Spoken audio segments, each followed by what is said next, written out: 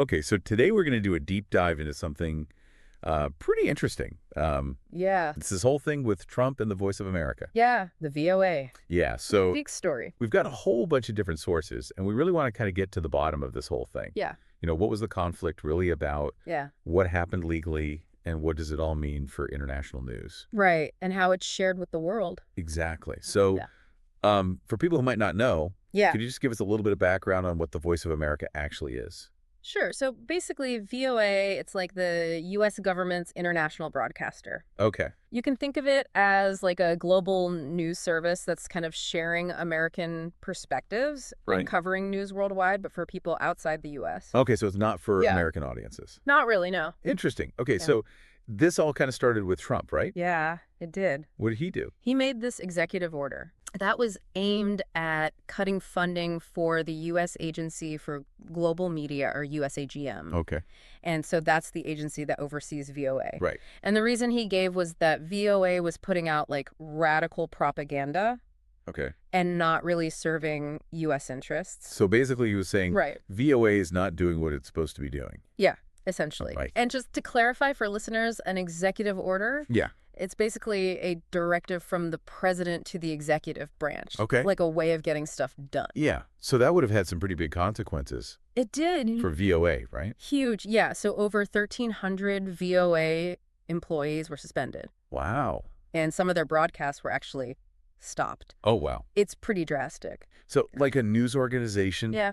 suddenly losing that many people I know, it's crazy. and the ability to broadcast. Yeah, huge impact. So I know that there was legal pushback on this. Yeah. What happened there? So journalists at VOA, federal workers and unions, they filed these lawsuits right away. Okay. And their main argument was that this whole thing was violating the First Amendment, Right. which obviously protects free speech and the press. Of course, yeah. And then they also pointed out that the power to decide funding for USAGM Yeah. belongs to Congress, not just the president. Right. So they were saying he was like overstepping his authority. Interesting. Yeah. And did the courts agree? They did, yeah, at least temporarily. Okay. So a federal judge issued a temporary restraining order Okay. on March 28th and basically said, hold on, Uh-huh. you can't just do this. This Right. has to go through Congress. Right. And the judge even said that Trump's decision was arbitrary and capricious, Okay. which basically means it didn't seem to be based on any, real law or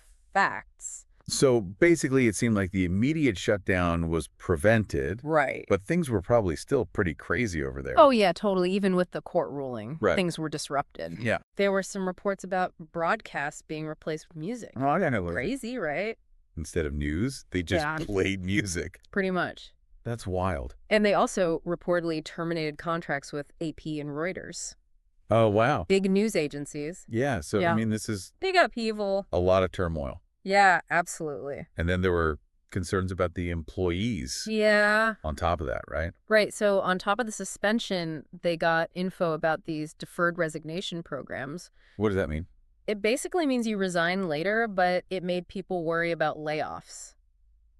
Right. So even if they weren't suspended. Exactly. It was just like this cloud of uncertainty hanging over everyone. Yeah, that's a lot to deal with. Absolutely. So I imagine this whole thing kind of raised some eyebrows internationally. Oh, yeah, for sure. Especially with organizations that focus on press freedom. Right. Because Right. their concern is like, if VOA is weakened or shut down, it limits access to unbiased news in parts of the world where the press is already restricted. Right. And that's a huge problem. It is, yeah. It impacts the global flow of information. Yeah. And it makes it harder for people to get accurate information. Yeah.